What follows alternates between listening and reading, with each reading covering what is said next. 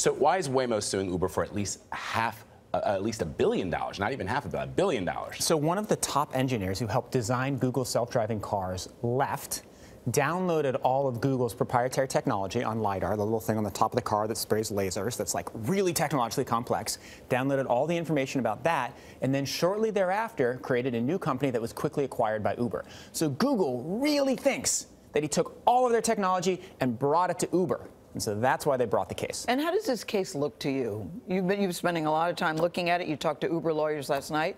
What's your take? So my general take on the case is that the actual departure of Anthony Lewandowski looks really dark and really nefarious. Like, he really did download this stuff. He really did take it. There really were, like... Seems like a bit of a coincidence. Secret walks on the Embarcadero. On the other hand, we've now been investigating this for a long time, and there is no smoking gun. There is no direct piece of Google technology in the Uber self-driving cars. So it actually looks really dark behavior, but that Uber has a pretty good chance of winning the case until this bombshell yesterday.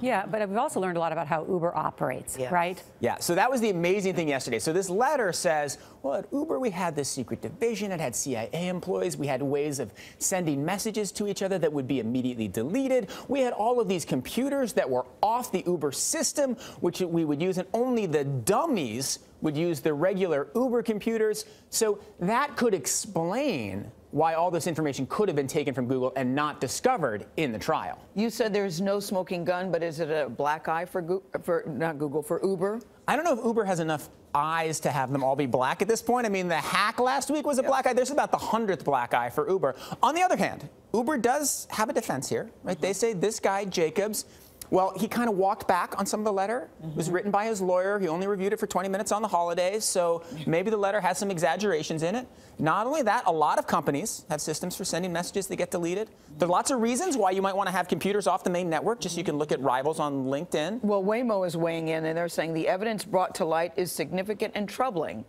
So how could the evidence impact the trial? Well, I think what it's going to do is it's going to change the perception of Uber. And the judge is saying, wait a second, how can I trust you? Yes. If you have this letter and it has this information about this detailed spying organization and you didn't give it to me, this letter was written last spring and we've been working on this, how can anybody trust anything you say?